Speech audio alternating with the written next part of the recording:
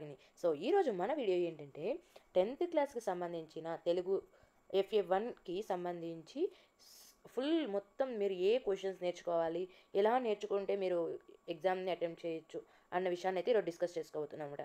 So మొత్తం ఇప్పుడు నేను చెప్పబోయే 6 questions and grammar part and నేను చెప్పే గ్రామర్ నేర్చుకున్నట్టయితే ఖచ్చితంగా 15+ మార్క్స్ అయితే గ్యారంటీ అనమాట FA1 మార్క్స్లో. సో నేను ఇది ఏ విధంగా చెప్తున్నానంటే, మనకి ఆల్రెడీ ముందు జరిగే అకాడమిక్ ఇయర్స్లో జరిగిన మోడల్ పేపర్స్ ఉంటాయి కదా, సో దాన్ని బేస్ చేసుకొని అయితే ఈ క్వశ్చన్స్ అయితే ఇస్తున్నాను అనమాట.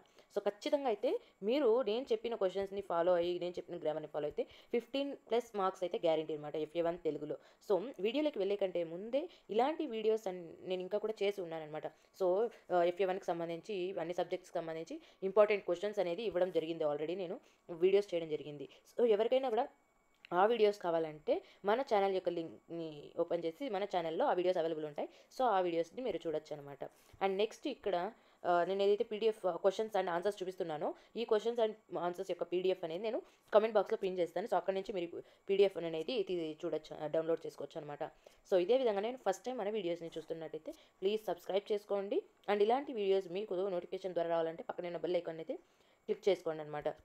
సో ఈ వీడియో పూర్తిగా స్కిప్ చేయకుండా చూడండి. సో అలా స్కిప్ చేయకుండా చూసిన తర్వాత మీకు ఈ వీడియో నచ్చినట్టయితే లైక్ చేయండి, షేర్ చేయండి, అలాగే మీకు ఏమైనా డౌట్స్ ఉన్నట్టయితే కమెంట్ చేయండి. సో స్కిప్ చేసి చూస్తే మాత్రం మీ క్వశ్చన్స్ అర్థం అవ్వవు అనమాట. ఏ క్వశ్చన్కి ఏ క్వశ్చన్ చెప్తున్నాము అంటే దేనికి ఎన్ని మార్క్స్ అనేది మీకు అర్థం అవ్వదు. సో దానికోసమనే స్కిప్ చేయకుండా చూడమని చెప్తున్నాను అంట వీడియోని. సో ఫస్ట్ ఇక్కడ మనం చూసుకున్నట్టయితే FA1 మోడల్ పేపర్ ఎలా ఉండే అవకాశం ఉందంటే, ఫస్ట్ రోమన్ వచ్చేసి ఏదైనా ఒక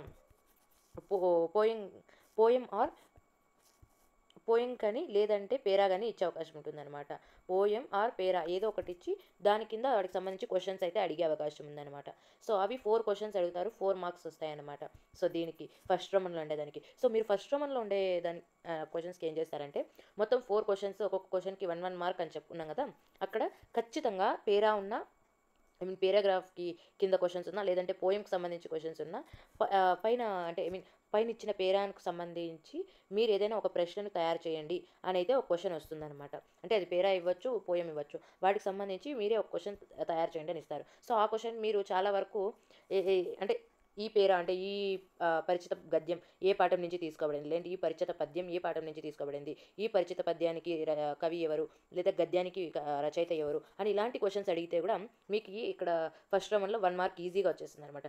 మళ్ళీ 3 మార్క్స్ వచ్చేసి మనకి ఎలా ఇచ్చే అవకాశం ఉంటుందంటే, ఏదైనా ఒక పదం ఇచ్చి దానికి అర్థం రాయమనే అవకాశం ఉంటుంది. అండ్ అలాగని అలా ఉండే అవకాశం ఉంటుంది అనమాట. సో మనం ఫస్ట్ రోమన్లో అయితే 1 మార్క్ ఖచ్చితంగా మనకంటే ఆ పేరాలో ఉండే క్వశ్చన్స్కి ఆన్సర్ వచ్చినా దాకా 1 మార్క్ మనం ఈజీగా గెయిన్ చేయొచ్చు అనమాట. అది కూడా మీరు ఒక క్వశ్చన్ అడగడం వల్ల ఆ పేరాకి సంబంధించి. సో ఆ క్వశ్చన్ అయితే ఈజీ అనమాట. సో ఇప్పుడు నేను చెప్పాను కదా, అలా మీరు క్వశ్చన్ ఫ్రేమ్ చేస్తే కూడా సరిపోతుంది అనమాట. బట్ కానీ మీకు అక్కడ పేరా కింద కానీ పోయం కింద కానీ ఈ క్వశ్చన్స్ ఇచ్చారు కదా, ఆ క్వశ్చన్స్ని మీరు రిపీట్ అయితే చేయకూడదు అనమాట. అలా రిపీట్ చేయకుండా రాస్తేనే మీకు ఆ 1 మార్క్ అనేది ఖచ్చితంగా వస్తుంది. సో నెక్స్ట్ సెకండ్ రోమన్లో చూసుకున్నట్టయితే వ్యక్తీకరణ సృజనాత్మకతలో మనకి 2 మార్క్స్ క్వశ్చన్స్ వస్తాయి అండ్ 8 మార్క్స్ క్వశ్చన్ ఒకటి వస్తుంది అనమాట. సో 2 మార్క్స్ క్వశ్చన్స్ మనకి 2 వస్తాయి. దాంట్లో ఇక్కడ చూసుకున్నట్టయితే పద్యపాఠం నుంచి ఒక క్వశ్చన్ వస్తుంది, గద్యపాఠం నుంచి ఒక క్వశ్చన్ వస్తుంది.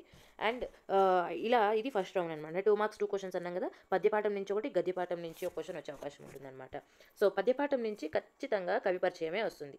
పద్యపాఠం అంటే పద్యాలు ఉన్న లెసన్స్ నుంచి మనకి ఖచ్చితంగా కవి పరిచయమే వస్తుంది. సో మనకి యాక్చువల్గా తెలుగు యొక్కకి సంబంధించి లెసన్స్ ఏవేవి అంటే, మనకి FA1 లెసన్స్ ఏవేవి అంటే ప్రత్యక్ష దైవాలు అండ్ బతుకు గుంపు, శతక మధురిమ అండ్ ఉపవాచకంలో బాలకాండ. సో ఇవి మనకి తెలుగులోని FA1కి సంబంధించిన చాప్టర్స్, మనం నేర్చుకోవాల్సిన చాప్టర్స్ సిలబస్. ఈ సిలబస్లో మనకి ప్రత్యక్ష దైవాలు అంటే ఫస్ట్ లెసన్, థర్డ్ లెసన్ ఈ రెండు కూడా పద్యపాఠాలు అనమాట. ఈ పద్యపాఠాల్లో మనకి ఖచ్చితంగా 99% ఫస్ట్ లెసన్ యొక్క కవి పరిచయం వచ్చే అవకాశం ఉంటుందన్నమాట. సో ఫస్ట్ యొక్క కవి పరిచయమే వస్తుంది. ఈ ఎర్రన అంటే ప్రత్యక్ష దైవాల్లో ఉన్న కవి పరిచయం నేర్చుకుంటే సరిపోతుందన్నమాట. చూసే పేరు, కాలం, తల్లిదండ్రులు, జన్మస్థలం, రచనలు, బిరుదులు ఇవి రాస్తే చాలా వరకు మనకి 2 మార్క్స్ అనేవి వచ్చేస్తాయి ఈ క్వశ్చన్లో. అండ్ నెక్స్ట్ సెకండ్ క్వశ్చన్ చూసుకున్నట్టయితే, అంటే ఒక క్వశ్చన్ పద్యపాఠంలో కవిపరిచయం అయితే వచ్చేసింది. అండ్ నెక్స్ట్ సెకండ్ క్వశ్చన్ చూసుకున్నట్టయితే ఏ విధంగా వస్తుందంటే, సో నేను ఇక్కడ మీకు FA1 అని పెట్టాను కదా, సో అలా FA1 ఉన్నవి మాత్రమే మీరు చదవండి అనమాట. పీడిఎఫ్లో మనకి ఇక్కడ ఎక్స్ట్రా అయితే కనిపిస్తాయి, అవి అయితే మీకు చదవనవసరం లేదు. ఇక్కడ నేను ఏ విధంగా అయితే FA1 అని పెట్టింటానో ఆ FA1 ఉండేవి మాత్రమే చదవండి. సో సెకండ్ లెసన్ చూసుకున్నట్టయితే బతుకు గుంపు, ఆ లెసన్లో మనకి ఇది గద్య భాగం కాబట్టి నేపథ్యం లేదా ప్రక్రియ వచ్చే అవకాశం ఉంటుందన్నమాట. సో మనకి నేపథ్యం అనేది ఈ చాప్టర్కి లేదు కాబట్టి ఖచ్చితంగా కథానిక ప్రక్రియ అనేది చాలా ఇంపార్టెంట్ అనమాట. ఈ కథానిక ప్రక్రియనే వచ్చే అవకాశం అనేది ఉంటుందన్నమాట 99%. సో ఇది నేర్చుకుంటే చాలా అనమాట. సో ఇక్కడ మీకు ఈ 2 క్వశ్చన్స్ ఇప్పుడు నేర్చుకోవడం వల్ల 4 మార్క్స్ వచ్చేసాయి. అంటే ఫస్ట్ దానికి 2 మార్క్స్ అండ్ సెకండ్ దానికి 2 మార్క్స్.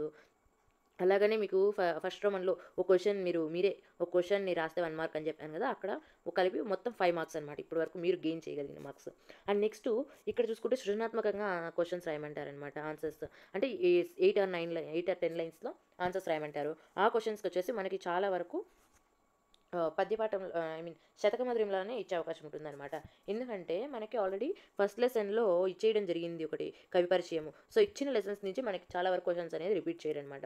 సో శతకమధురిమ ఈ పాఠం నుంచి మనకి ఇంతవరకు ఈ క్వశ్చన్ ఇవ్వలేదు కాబట్టి, సో శతకమధురిమలో ఏదేని ఒక సృజనాత్మకత క్వశ్చన్ వచ్చే అవకాశం ఉంటుందన్నమాట. సో ఇక్కడ చూపిస్తున్నాను కదా, ఇక్కడ FA1 నుంచి చూడండి ఫస్ట్ క్వశ్చన్.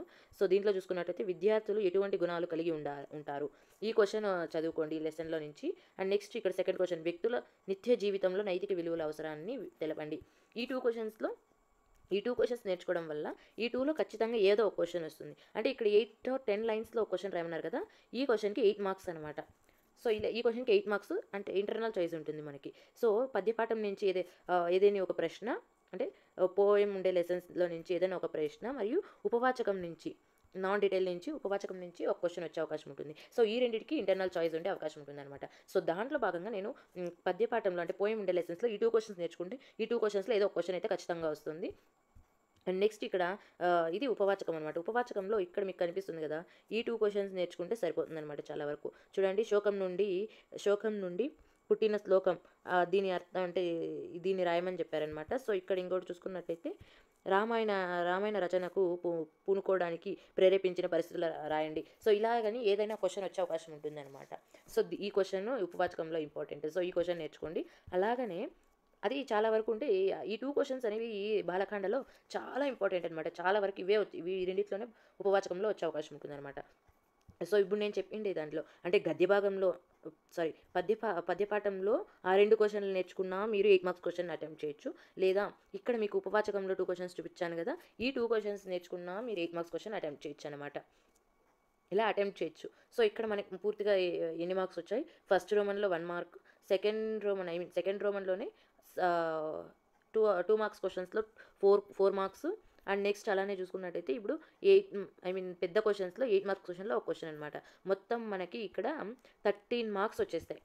చూసారు కదా, ఇక్కడ మనకి 13 మార్క్స్ మనకి ఇప్పుడు మన చేతుల్లో ఉంటాయి అనమాట, మీరు ఓన్లీ ఈ క్వశ్చన్స్ చదువుకోవడం వల్ల. సో నెక్స్ట్ ఇంకా నేను గ్రామర్ చెప్తాను కదా, సో ఏ గ్రామర్ నేర్చుకోవడం వల్ల ఇంకా ఎక్స్ట్రా 3 మార్క్స్ మీకు దేంట్లో వచ్చే అవకాశం ఉంటుందంటే ఆల్మోస్ట్ ఆల్ అలంకారాలు ఫస్ట్, అంటే గ్రామర్ అనమాట. గ్రామర్లో అలంకారం అయితే ముందు ఇచ్చిన క్వశ్చన్ పేపర్ మోడల్స్ ప్రకారం అయితే, ముందు అకాడమిక్ ఇయర్ ప్రకారం ఇచ్చిన క్వశ్చన్ పేపర్స్ ప్రకారం అయితే ఈ ఫస్ట్ అయితే FA1లో మనకి పబ్లిక్ ఎగ్జామ్లో ఏ విధంగా అయితే వరుసకు ఇచ్చారో అలంకారము, ఛందస్సు, పర్యాయ పదాలు, అలా దాని ప్రకారం ఇచ్చే అవకాశం ఉంటుందన్నమాట. సో దాన్ని బేస్ చేసుకొని మనకు అలంకారాల్లో చేకానుప్రాస అలంకారము, వృత్యానుప్రాస అలంకారము, దృష్టాంత అలంకార వచ్చే అవకాశం ఉంటుందన్నమాట. ఇవి మీకు ఎలా నేను గుర్తుపెట్టుకోవాలనేది షార్ట్ కట్స్ కూడా చెప్తాను అనమాట. చేకానుప్రాస అలంకారం అంటే ఏం లేదు, అందులో పక్కనే సేమ్ పదం ఉన్నట్టయితే చూడండి, ఇక్కడ ధర, కర, నారి, ఇలా పక్కనే సేమ్ పదాలు ఉన్నట్టయితే అది చేకానుప్రాస అలంకారం అని గుర్తించండి. వృత్యానుప్రాస అలంకారం ఎలా గుర్తిస్తారంటే, ఏదైనా ఇక్కడ ఒక సెంటెన్స్ ఉంటుంది కదా, ఆ సెంటెన్స్లో ఏదైనా ఒక హల్లు అదే పనిగానే అంటే అదే విధంగానే రిపీట్ అవుతుంది అన్నమాట చాలా విధంగా. ఇక్కడ చూడండి, డా ఎక్కువ మనకి రిపీట్ అయిందనమాట, ఒక హల్లు ఎక్కువ రిపీట్ అవుతుంది. ఇక్కడ సెకండ్ ఎగ్జాంపుల్లో చూసుకున్నట్టయితే అనేది ఎక్కువ రిపీట్ అయిందనమాట. సో ఇలా ఎక్కువ ఒకే అక్షరమే ఎక్కువ రిపీట్ అయినట్టయితే అది వృత్యానుప్రాస అలంకారం అనమాట. దృష్టాంత అలంకారము అంటే ఏం లేదు, ఒక వాక్యాన్ని ఇంకొక వాక్యంతో పోల్చడం అనమాట. అలా ఒక వాక్యం ఇంకొక వాక్యంతో పోల్చినట్టు వస్తే అది దృష్టాంత అలంకారం అనమాట. సో అలంకారాల్లో ఈ 3 వస్తాయని చెప్పడానికి బలమైన కారణాలు ఏంటంటే, మనకి పద్యపాటల్లో ఏవైతే అలంకారాలు ఇస్తారో ఆ అలంకారాల నుంచే మనకు ఖచ్చితంగా ఇవ్వాలన్నమాట క్వశ్చన్ పేపర్లో క్వశ్చన్స్ అనేవి. సో మనకి పద్యపాఠాల్లో ఈ 3 అలంకారాలే ఉన్నాయన్నమాట. సో ఈ 3 అలంకారాల నుంచే వచ్చే అవకాశం ఉంటుంది. సో మీరు ఏ క్వశ్చన్ వచ్చినా ఈ 3 అలంకారాల్లో ఏదో ఒక అలంకారం అయితే పెట్టచ్చు. అండ్ నెక్స్ట్ ఇక్కడ మనము ఛందస్సు చూసుకున్నట్టయితే ఇది ఛందస్సు అనమాట. సో మీకు ఫస్ట్ అయితే ఛందస్సు రావాలంటే ఘన విభజన చేయడం అయితే నేర్చుకోవాలన్నమాట. సో అయితే ఇలా అంటే ఘన విభజన ఎలా చేయాలో చెప్తానన్నమాట. ఛందస్సు గుర్తించడం అనేది మీకు ఎవరికైనా వీడియో అంటే ఐ మీన్ మీకు ఎవరికైనా కావాలంటే ఆ వీడియో అనేది మీరు కమెంట్ చేయండి కమెంట్ బాక్స్లో. మీకు ఈ బిట్కి సంబంధించి నేను మొత్తం లఘు గురువులు ఎలా గుర్తించాలి మరియు ఘన విభజన ఎలా చేయాలి అన్న విషయాన్ని అయితే ఖచ్చితంగా మీకు చెప్తానన్నమాట. ఆ వీడియో కూడా చేస్తాను. అది కూడా మీరు కమెంట్ చేస్తే ఎలాంటి వీడియోస్ కావాలి అని. సో ఇక్కడ గురువు లఘువులు అయితే మీరు గుర్తించడం నేర్చుకోవాలన్నమాట. సో నేను ఇక్కడ ఏం చెప్పదలుచుకున్నానంటే మీరు ఇక్కడ అలా ఛందస్సు ఉంది కదా, అవి ఏ ఛందస్సుకు సంబంధించినవి అని అయితే నేను అవి ఎలా గుర్తుపెట్టుకోవాలన్నది మాత్రమే నేను చెప్పదలుచుకున్నాను అనమాట. ఇక్కడ చూసారు కదా, ఉత్పలమాల, ఉత్పలమాల, చంపకమాల.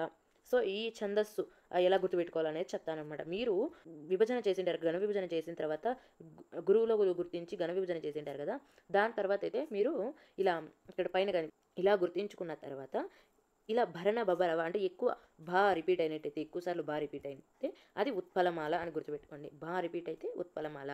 అదే జా రిపీట్ అయింది అనుకోండి, అది ఇక్కడ చూసుకున్నట్టయితే చంపకమాల.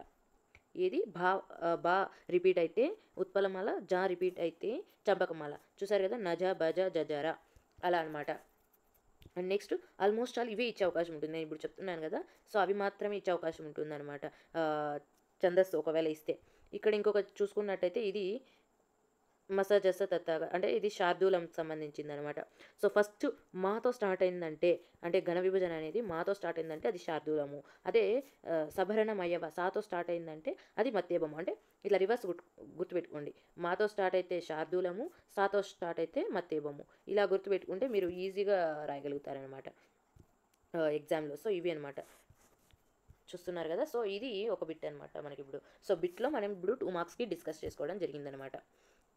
నెక్స్ట్ ఇక్కడ చూసుకున్నట్టయితే నెక్స్ట్ పర్యాయ పదాలు ఇచ్చే అవకాశం ఎక్కువ ఉందన్నమాట.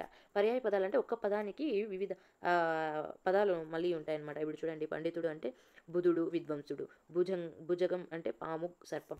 అంటే ఒకటే పదమే బట్ కానీ పదమే మనం చాలా రకాలుగా పలుకుతాం అనమాట. కర్రీ అంటే ఏనుగు అంటాం, గజము అంటాం. అంటే ఏనుగుకే పలు రకాల పేర్లు అనేవి ఉంటాయన్నమాట.